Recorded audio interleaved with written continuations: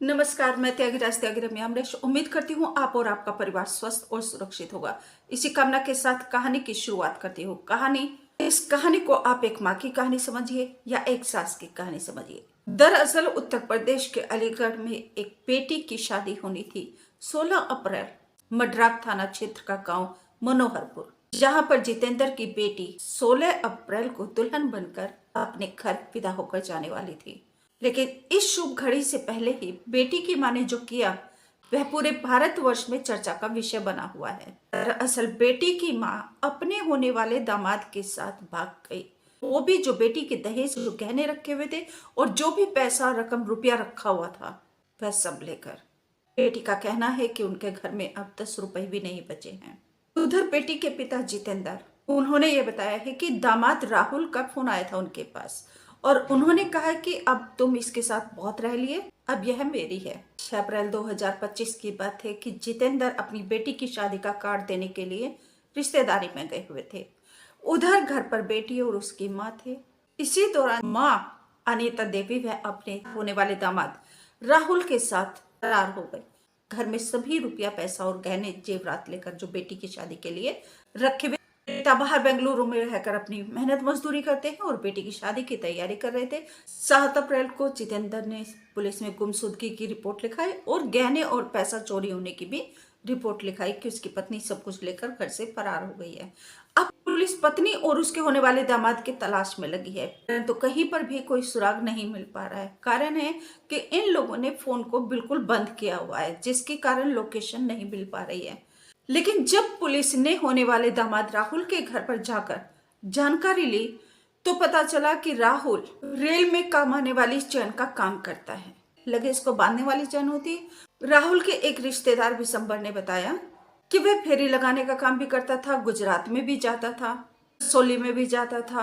अब पुलिस सभी जगह उसकी तलाश कर रही है और पुलिस गुजरात में भी जाकर उसकी पता करने की कोशिश कर रही है। अभी तक तो कोई पता नहीं चला है, लेकिन इतना पता जरूर चला है कि सास और राहुल दोनों कासगंज रेलवे स्टेशन पर पहुंचे थे और अपने दोस्तों की बाइक पर रेलवे स्टेशन तक जाने तक।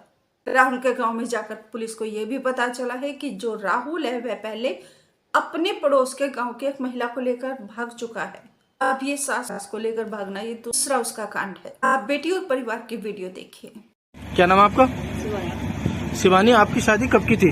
16 अप्रैल की। कहाँ होनी थी शादी आपकी? झर्रा दादो के पास है, पौनी गाँव। क्या नाम था लड़के का? लड़के का नाम था राहुल। अब क्या मामला हुआ है जो? मामला ये हुआ है सर, 3-4 महीने से उनकी कॉल चल रही थी। किसकी कॉल रही थी? राहुल की और मेरी माँ की ठीक। कॉल चल रही थी। उससे तो हमें कोई मतलब है नहीं।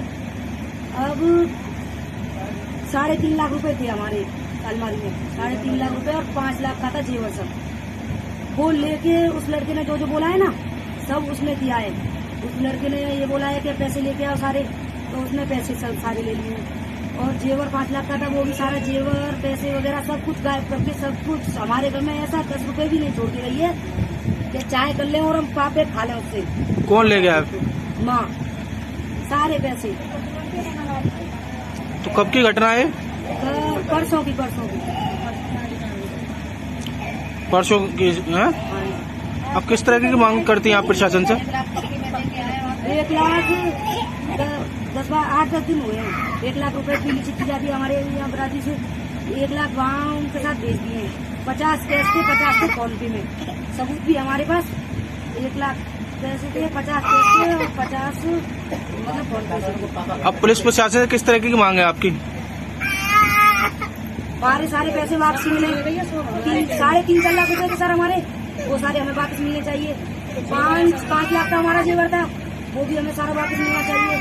हमारे से चाहे कहीं भी आके मरे, अब वो हमें तो कुछ भी मतलब है नहीं, बस हमें तो हमारी चीजें वापस चाहिए। नहीं, आपको कब पता चला कि आपकी माँ जो लड़के के साथ फरार हो गई? 4:30 बजे से, परसों 4:30 बजे। अपनी माँ की हरकत से दुखी और पीड़ित बेटी अपने दर्द को बयां करते हुए अपनी पीड़ा बताती है और वह यह भी बताती है कि अब उसकी माँ से कोई भी लेना देना नहीं है। उसकी माँ उसके लिए मर चुकी है और सही भी तो है।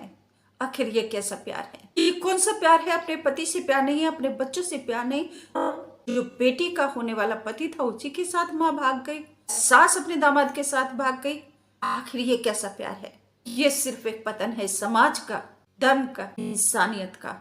जो अपने पति और बच्चों से, अपने मान सम्मान से प्रेम ना कर सका, वह क्या प्यार करेगा? उसको किसी से प्रेम नहीं है, वह वासना की भूखी औरत है। राहुल के पिता विशंबर ने कहा है कि 25 मार्च 2025 को राहुल की होने वाली सास अनीता उनके गांव में आई थी, उनके घर पर आई थी। उस समय जब राहुल बीमार हुआ था तो वह 2 ताबीज लेकर आई थी। एक ताबीज उसने राहुल के गले में बांधा और दूसरा ताबीज राहुल के कमर में बांधा। अब हमें समझ में आया कि यह एक वशीकरण था और अनीता ने ही वशीकरण किया है हमारे बेटे राहुल का, और तभी वह राहुल को साथ लेकर भागी है घर से। उन्होंने ये भी कहा कि राहुल ने जो किया उसकी वजह से उन्हें क्षेत्र और समाज में उनको अपमान महसूस होता है और क्षेत्र समाज में उनकी इज्जत को बट्टा लगा है, जिसके कारण उन्होंने अपने बेटे को संपत्ति से भी बेदखल कर दिया है और अब वह अपने बेटे राहुल को घर में भी नहीं रखेंगे। बेटे राहुल का फोन आया था पिता के पास। उसने अपने पिता से आखिरी बार बात की थी 6 अप्रैल को और उसने अपने पिता को हिंट दिया था, लेकिन उसको पिता समझ नहीं पाए। पिता ने बताया कि बेटे ने कहा था कि जब सास ही नहीं रही तो मैं लौटूं तो क्यों लौटूं। मैं इस बात को नहीं समझ पाया, लेकिन ये बात मेरी समझ में 8 अप्रैल को उस समय आई जब मुझे पता चला सास अनीता के साथ राहुल भाग गया है अपनी सास को साथ लेकर, या सास राहुल को लेकर भागी है। कौन किसको लेकर भागा ये बात की बात है, लेकिन दोनों घर से फरार हैं, दोनों साथ भागे हैं, जिससे समाज और क्षेत्र में हमारी इज्जत को बट्टा लगा है। राहुल के पिता भी पीड़ित हैं, उधर बेटी शिवानी के पिता जितेंद्र भी पीड़ित हैं। उन्होंने पुलिस में ये अपनी अर्जी लगाई है, ये रिक्वेस्ट की है कि पत्नी अनीता कहीं भी जाए, कहीं भी मरे, और यही बेटी शिवानी का भी कहना है कि माँ कहीं भी जाकर मरे, लेकिन हमें हमारा जो भी 3.5 लाख रुपए का कैश है और जो भी 5 लाख के गहने हैं वे हमें सब कुछ वापस कर दे। लेडी जितेंद्र का कहना है कि उसने अपने बच्चों की शादी ब्याह के लिए, पढ़ाई के लिए पैसा कमाया था, घर से दूर रहकर वह पैसा कमाता था ताकि अपने बच्चों का जो शादी ब्याह है वह करे, लेकिन वही लेकर पत्नी उसको फरार हो गई। जितेंद्र ने यह भी बताया कि उसकी पत्नी ने जानबूझकर प्लानिंग बनाई थी, जो उसको अब समझ में आया, क्योंकि 6 तारीख को उसने पति जितेंद्र को साली के यहाँ पर शादी का कार्ड देने भेजा था। जितेंद्र ने बताया कि मैं साली के यहाँ पर कार्ड देने के लिए नहीं जाना चाहता था। मैंने अनीता से कहा कि वहां पर मेरा छोटा भाई चला जाएगा, लेकिन अनीता ने जिद करके मुझे ही भेजा कि नहीं, साली के यहाँ पर तुम्हें ही कार्ड देने जाना है। जितेंद्र ने यह भी बताया कि जब मैं साली के यहाँ से मैं वहां पर केवल 2 घंटे रुका था, अनीता ने मेरी साली को यानी कि अपनी बहन को फोन करके ये भी कहा तुम्हारे जीजा बिना खाना खाए गए हैं, उनको खाना खिलाकर भेजना और आज रात उनको भेजना मत, बल्कि उनको वहीं पर रोक लेना। जितेंद्र ने बताया कि लेकिन मैं वहां घर से निकल चुका था, इसलिए साली ने अनीता से कहा कि जीजा तो यहाँ से चले गए हैं बिना खाना खाए। जब वह घर पर आया तो अनीता उसको घर पर नहीं मिली थी। घर में रखा रुपया पैसा भी सब कुछ गायब था। उसने 8 तारीख को पुलिस में रिपोर्ट लिखवाई। ये सब पति अनीता एक प्लानिंग करके, एक साजिश रचकर इस पूरे गेम को खेल रही थी। जितेंद्र ने बताया कि बेटी की शादी राहुल के मौसा के बेटे ने तय करवाई थी और जो पत्नी अनीता है वह पहले राहुल के जीजा से फोन पर बात किया करती थी। राहुल का जीजा उत्तराखंड में मेहंदी लगाने का काम करता है। राहुल ने उसी से अनीता का फिर नंबर लिया था और फिर राहुल बात करने लगा। अनीता पहले राहुल के जीजा से भी लंबी तक बातें करती थी। फिर राहुल ने जब अपने जीजा से नंबर लेकर बातचीत करना शुरू किया अनीता के साथ, तो शुरू में तो वह हालचाल पूछता था, लेकिन धीरे धीरे उसने बात करने का समय बढ़ा दिया।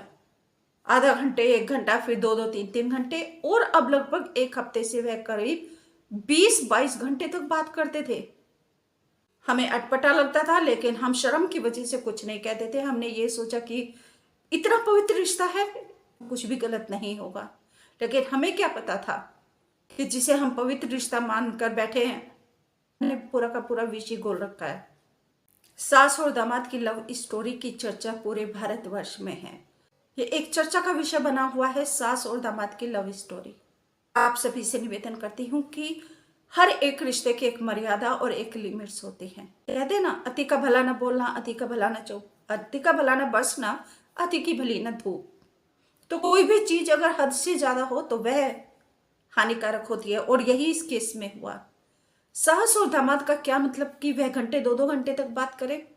तो जितेंद्र ने शर्म की वजह से नहीं कुछ भी कहा कि चलो सास दामाद का पवित्र रिश्ता है, उसने तो ये भावना के साथ कुछ नहीं कहा। लेकिन एक अंत होता है, एक हद होती है 20 घंटे बात करना फोन पर। लेकिन बेटी ने जब माँ से विरोध किया तो माँ इतनी नाराज हो गई कि उसने अपनी बेटी के साथ 3-4 दिन तक बात ही नहीं की। एक माँ का क्या मतलब है कि दामाद से इतनी देर तक बात करना। घर के किसी पारिवारिक मुद्दे पर बात भी करनी है तो अभी शादी भी नहीं हुई, फिर तुम्हें क्या मतलब है, या किसी को भी क्या मतलब है शादी से पहले भी किसी मुद्दे पर या किसी के घर में चर्चा करना। बेटी की भी शादी हो जाए, बेटे की भी शादी हो जाए, फिर भी किसी के घर में पर इतना क्या बात करना। अपनी अपनी घर गृहस्थी अपनी अपने आप संभालो, शादी हो जाती है। हाँ ठीक है, अगर कुछ घर में उतार चढ़ाव आते हैं, अगर घर में परिस्थितियां बस एक दूसरे को सहायता की जरूरत होती तो सहायता जरूर कीजिए, मगर कभी भी किसी के घर में हस्तक्षेप मत कीजिए।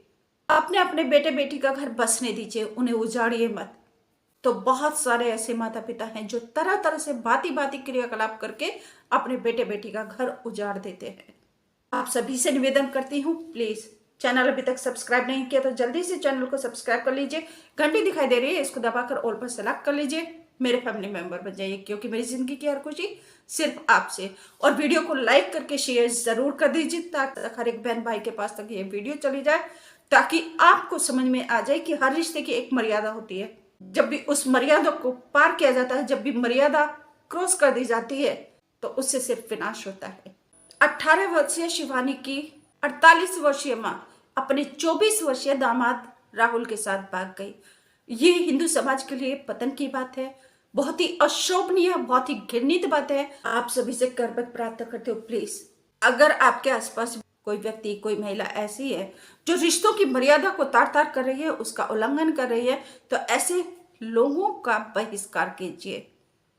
ऐसे लोग जगह जगह आजकल हमारे सामने नए नए किस्से सामने आ रहे हैं। कुकुर मुत्ते की तरह जगह जगह ऐसे लोग छिपकर बैठे हैं, ऐसे भेड़िए राक्षस। ऐसी महिलाएं ना इज्जत के लायक होती है, ना सम्मान के लायक होती हैं। ऐसे लोगों को आईना जरूर दिखाइए, ऐसे लोगों का बहिष्कार जरूर कीजिए। हमें अपने समाज को, अपनी दुनिया को पवित्र और शुद्ध रखना, तो उसके लिए आवश्यक है कि हम ऐसे लोगों का विरोध करें, ऐसे लोगों का बहिष्कार करें। नमस्कार, थैंक यू।